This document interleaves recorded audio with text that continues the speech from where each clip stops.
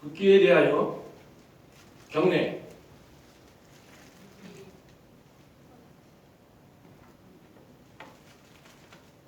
바로 애국가를 1절만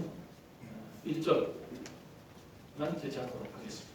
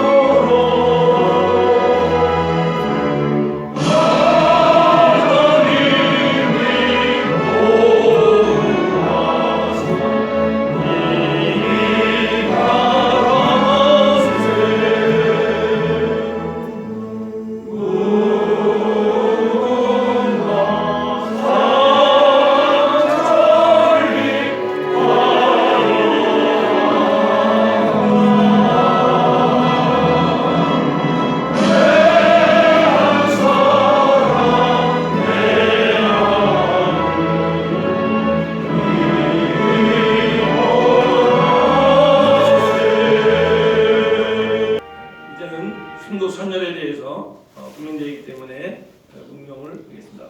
일동 묵념.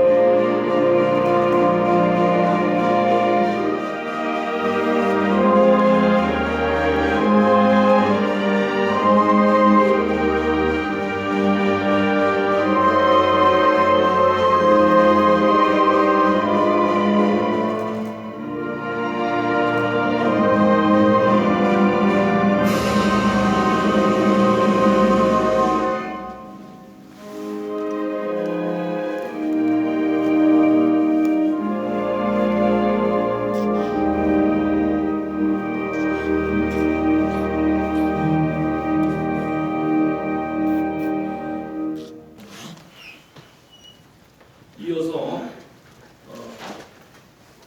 국민대회 환영사입니다. 범국민연대 지구 대표 상임회장이신 조정환 목사님께서 나오시겠습니다.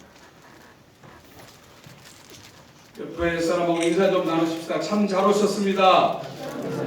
반갑습니다.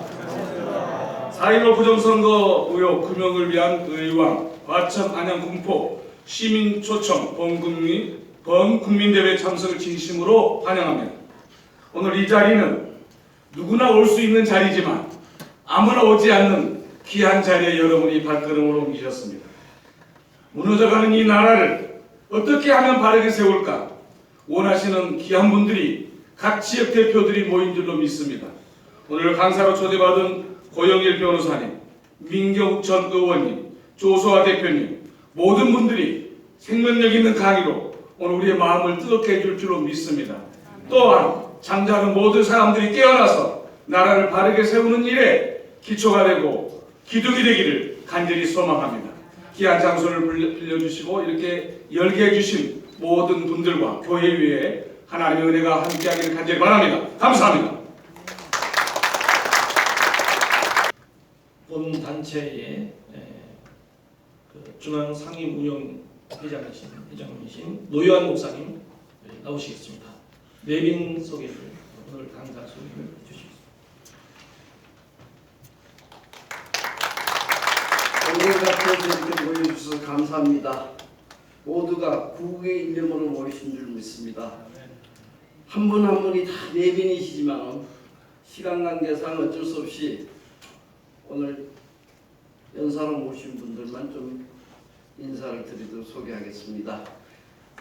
긴 소개는 필요가 없겠죠. 너무나 나라를 위해서 활동을 하시고 몸과 정신 다 바치시고 모든 것에 오직 구국의 일념으로 섬기시는 분들이십니다. 우리 조수아 대표님 오셨나요? 네. 바실리아 TV 대표 조수아 대표님 오셨습니다.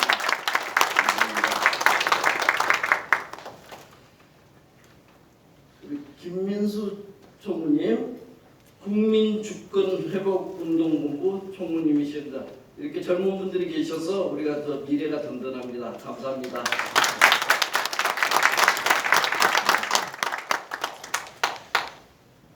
참 오랫동안 아스팔트에서 저 광화문 이승만 광장에서 추위와 더위와 고생하신 우리 고영일 변호사님, 자유통일당 기독자유통일당 대표님이십니다.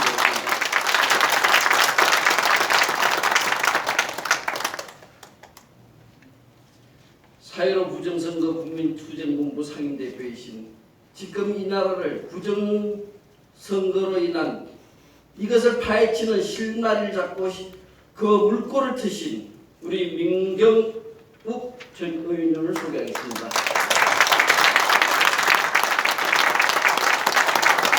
감사합니다.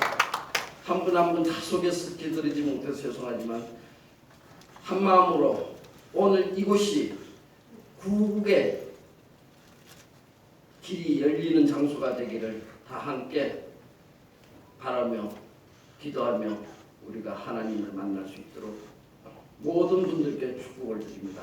감사합니다. 반갑습니다. 고영일 변호사입니다. 중간에 우리가 예배를 드린다고 경찰 조사도 받았는데요. 이유는 설교자가 마스크를 안 꼈다고 박원순이가 고소를 했습니다. 그래서 저도 마찬가지로 박원순이가 기자회견을 하면서 마스크를 벗었더라고요. 그래서 저도 고소를 했습니다. 브라보! 성이 오십니다. 고소에 능한 변호사입니다. 자, 할렐루야. 여러분, 하나님은 좌파라고 생각하십니까? 우파라고 생각하십니까? 우파 맞아요? 예! 성경적인 근거가 있어요? 예! 네. 성경적인 근거를 얘기하겠습니다. 이사야서 42장 10절에서 뭐라고 합니까? 두려워 말라. 내가 너와 함께 함이니라. 놀라지 말라. 나는 내 하나님이 됨이니라. 내가 너를 굳세게 하리라. 내가 너를 도와주리라. 참으로 나의 의로운 어느 손으로? 오른손 왼손으로? 의로운 오른손으로 도우리라. 우리 하나님은 우파인 거예요. 마태복음 25장에 가면 예수님이 재림에 관해서 나옵니다. 뭐라고 하십니까? 인자가 자기 영광으로 올 때 모든 천사와 함께 오리니 자기 영광의 보좌에 앉아 모든 민족을 그 앞에 모으고 각각 분류하기를 양은 그 어느 편에?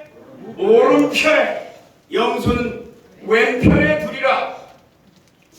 25장 34절에서 뭐라고 얘기합니까? 그때 임금이 그 오른편에 있는 자들에게 이르시되 내 아버지께 복받을 자들이여, 창세로부터 너희를 위하여 예비된 나라를 상속하라.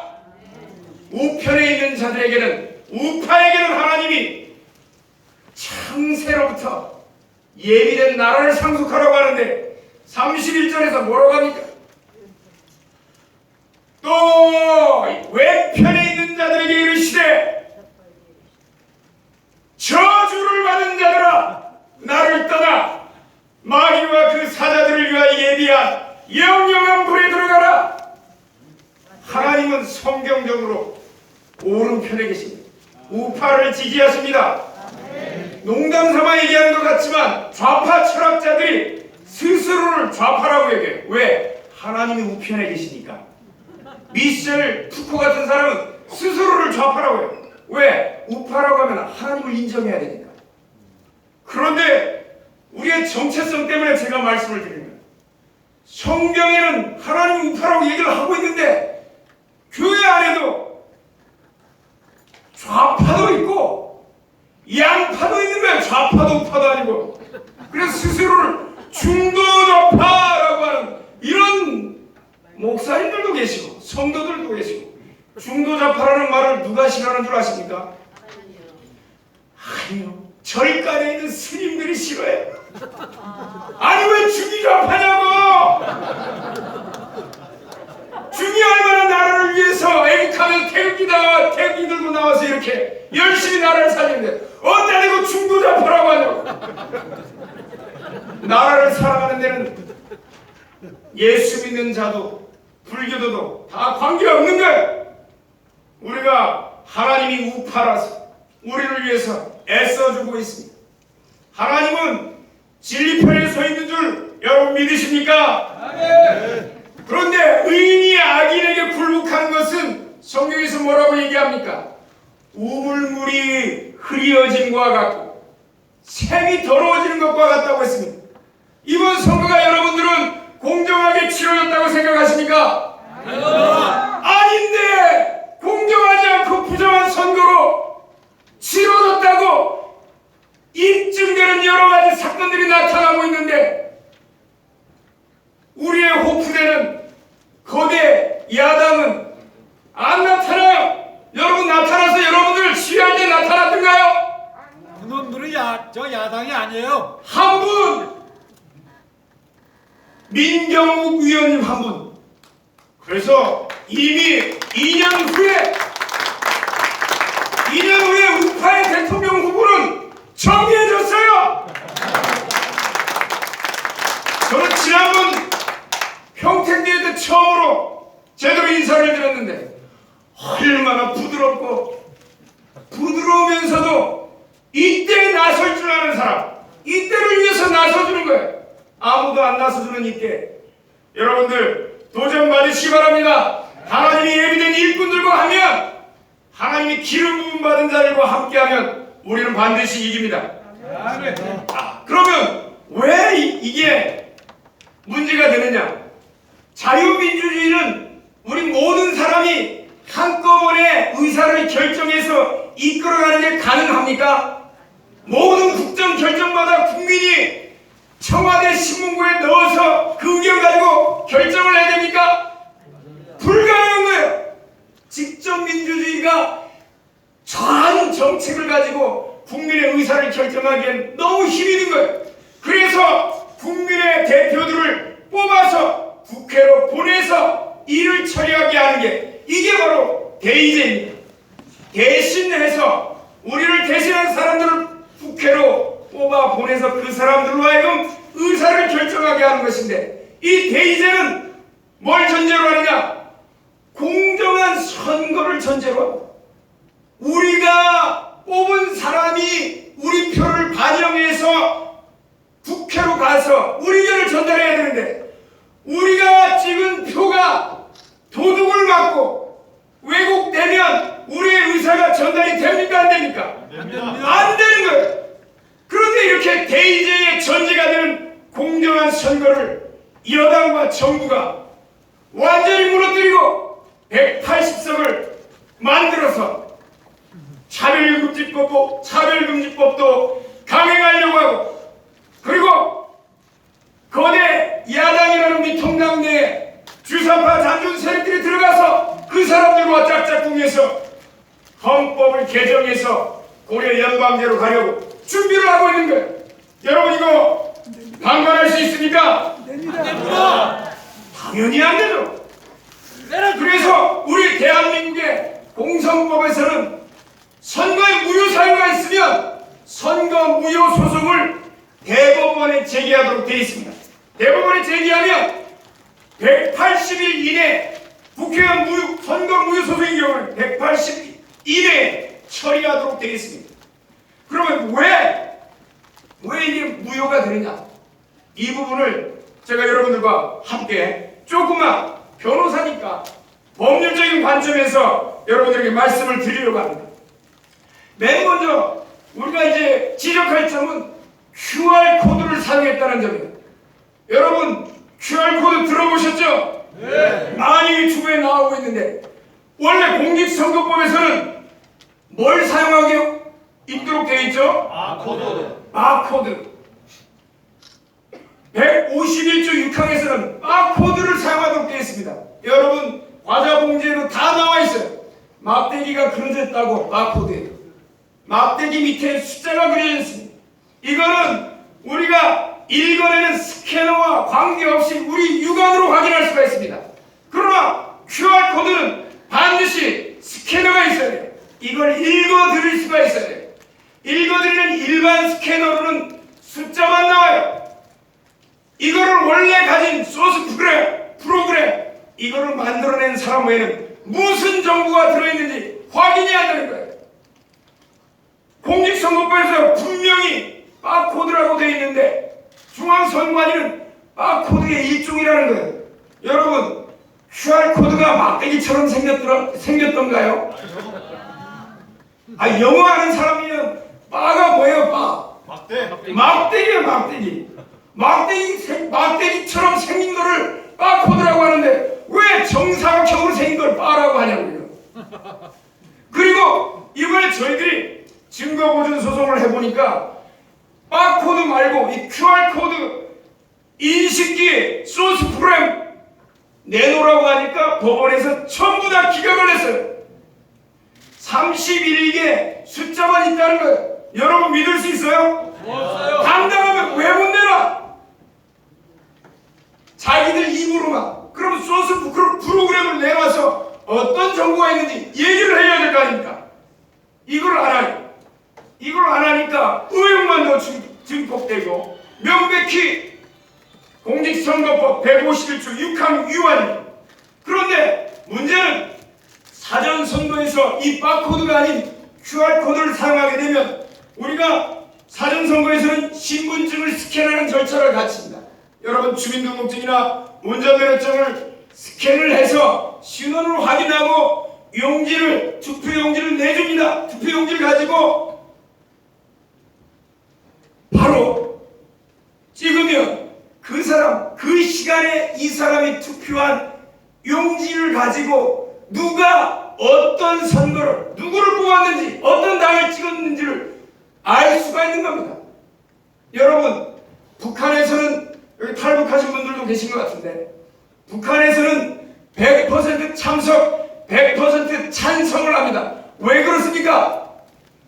비밀 선거가 보장이 되지 않기 때문에. 내가 반대한 투표가 나오면 정치범 수용소로 가기 때문에 함부로 반대를 못하는 거예요. 그런데 이 QR코드에 우리의 정보가 담겨있고 그 시간을 추정하면 내가 누구를 찍었는지 어떤 당을 찍었는지 여러분이 드러난다고 하면 여러분 함부로 투표할 수 있겠습니까? 못합니다. 못하죠. 헌법 40조 1항에서는 이렇게 이야기하고 있습니다. 국회의원은 보통, 평등, 직접, 비밀선거에 의해서 선출한다고 되어 있습니다. 비밀선거 원칙을 위반하는 이런 선거제도가 된 겁니다. 그래서 공직선거법과 헌법을 위반했기 때문에 비밀선거 원칙 위반, 그 다음에 바코드가 아닌 QR코드를 사용했기 때문에 먼저 우선 무효사유가 되는 겁니다. 두 번째 문제 삼을 수 있는 것은 투표용지 문제입니다. 여러분 사전선거 투표용지는 원칙은 158조 공직선거법 158조 3항에서 반드시 사전투표관리관이 자기 도장을 찍고 교부하도록 되어 있습니다.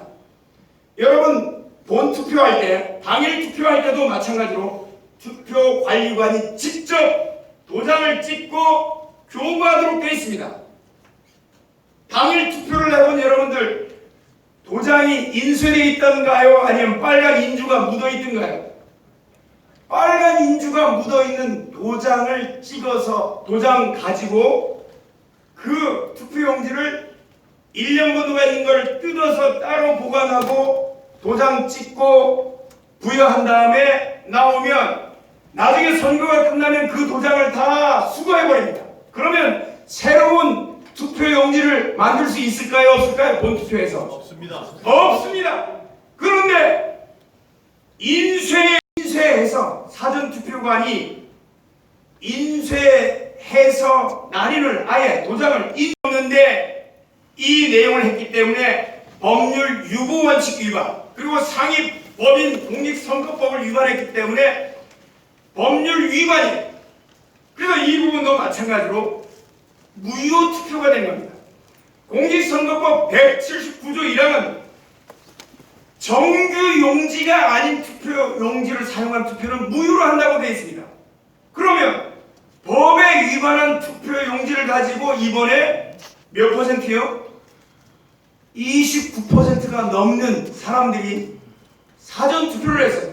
사전 투표 용지 유효 투표를 따지면 40%가 넘습니다. 40% 넘는 사전 투표 용지가 다 무효인 거예요. 그러면 이 선거 결과를 우리가 받아들일 수 있을까요? 없습니다. 없는 거예요. 만약에 사전 투표 결과를 반영하지 않고 본 투표만 했으면 여당이 180석 나왔을까요? 안 나옵니다. 우리 민의원님 벌써 국회 가 있겠죠. 본 투표에서는 이겼잖아요. 이런 투표 결과 179조 1항에 위반된 정규 용지가 아니라 사전 투표관이 날인 도장이 찍힌 게 아니라 인쇄돼서 나온 용지를 바탕으로 이루어진 40% 표는 다 무효인 거예요. 이걸 바탕으로 전체 표를 계산했기 때문에 전체가 무효인 겁니다.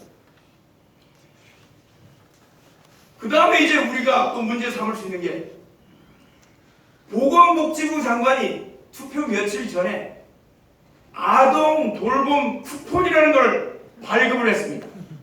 아동 돌봄 쿠폰이라는 게 얼마치를 발급했느냐? 9,212억 원어치. 여러분들 중에 9,000억 모아본 사람 있어요? 9,212억. 보건복지부 장관한테 물어보니까 아동복지법상이 있다는 거예요. 그래서 아동복지법상에는 40만 원 별도로 주는 돈이 있어요. 그거 말고 다른 거냐 하니까 얘기를 못해요. 아니 보건복지부 장관이 법령에도 없는 거 저출산 초고령사회 기금에서 나왔다는 거예요. 저출산하고 무슨 상관이 있어요? 이거를 지급하려면 반드시 지급에 관한 근거 규정이 있어야 되는데 보건복지부에서 이거 설명을 못해요. 이건 뭐냐? 우리가 50년대, 60년대에 어떤 일이 있었습니까? 투표할 때 고무신을 돌렸습니다. 고무신. 막걸리도 돌리고. 그래서 요즘은 고무신이 안 나오니까 아동 돌봄 쿠폰 해가지고 이거 다 돌렸어요. 9,212억 원어치. 이거 전형적인 매수행입니다. 매수행이. 그러면 이런 매수행위가 공무원이 특정 여당을 위해서 돈을 풀면 중앙선거관리위원장은 이거를 제지를 해야 돼요, 말아야 돼요? 해야 됩니다. 권순일 대법관이 이 담당자인데 중앙선거관리위원장인데 대법관이 법을 몰라서 가만히 있었을까요? 그 새끼 뭐가 잘라야 돼요? 제가 얘기한 거 아닙니다. 눈이 먼 것도 아니고 머리가 모자라서 해석할 능력이 없는 것도 아닌데 가만히 놔뒀어요. 공무원이 자신의 직무를 가만히 놔두면 처벌해야 돼요, 말아야 돼요? 당연히 처벌해야 돼요. 그래서 저희들은 지난주 금요일날 보건복지부 장관, 남모 장관, 권순일 중앙선관위원장 각각 하나는 보니까 이 중앙선거관리위원회가 저쪽에 세종시에 있는 것 같더라고요.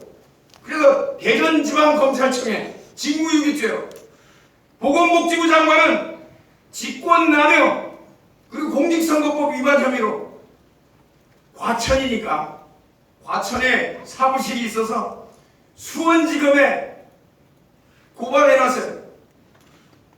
제가 처벌하면 안 되니까 국가로 하여금 처벌하게 일단 고발해놨는데 여러분들 어떻게 해야 될까요? 검찰이 당연히 처벌해야지. 검찰이 수사를 하면 검찰도 직무유기로 한 번 더 검찰총장까지 고발하라고요. 맞습니다. 자, 그 다음에 이렇게 고무신 선거가 이렇게 만연한 대한민국 사회가 돼버렸고, 그 다음에 제가 할 얘기는 아마 우리 조슈아 선생님이나 민희 의원님께서 더 자세하게 얘기를 할 겁니다. 그런데 이렇게 나타난 단순히 전자적으로 온라인적으로 나타난 증거 외에도 여러분 어떤 많은 증거들 여러분 유튜브에서 확인하셨죠? 예. 부천 신정동에서 어떤 일이 벌어졌습니까? 사전 투표는 4.7초당 한 명이 투표를 해서요. 여러분 만화의 애니메이션의 인크레더블 여러분 보셨습니까? 인크레더블 거기에 애기가 남자 애기가 나오잖아요. 얼마나 빨리 빠른지 몰라요. 인크레더블이 나와도 4.7초 만에 도장 찍고 가서 집어넣는 행위 가능해요? 불가능해요? 불가능합니다. 불가능해요. 물리적으로 불가능한 행위들이 나오는 거예요. 두 번째, 표가 붙어 있어요. 여러분, 사전 투표하면서 표를 2개씩 받아갑니까? 어떻게 표가 붙은 표가 발견이 돼요? 워낙 빨리 급하게 출력해서 집어넣다 보니까 전자적으로가 아니에요. 직접 아날로그적으로 표를 집어넣은 거예요. 표를 집어넣은 거예요. 이런 부분들이 나오는데 대한민국 사회는 아니 그럴 리가 없다고, 참관인이 가서 봤다고, 참관인이 본 거는 개표할 때만 봤죠. 투표해서 사전투표 함이 CCTV 있는 장소까지 옮겨질 때까지 봤어요? 못 봤어요? 못 봤어요. 못 봤다니까요. 못 봤어. 근데 이게 공정사회라고, 공정한 투표가 이루어졌다고, 자기들이 참관했으니까 봤다고. 못 본 건 못 봤다고 해야지.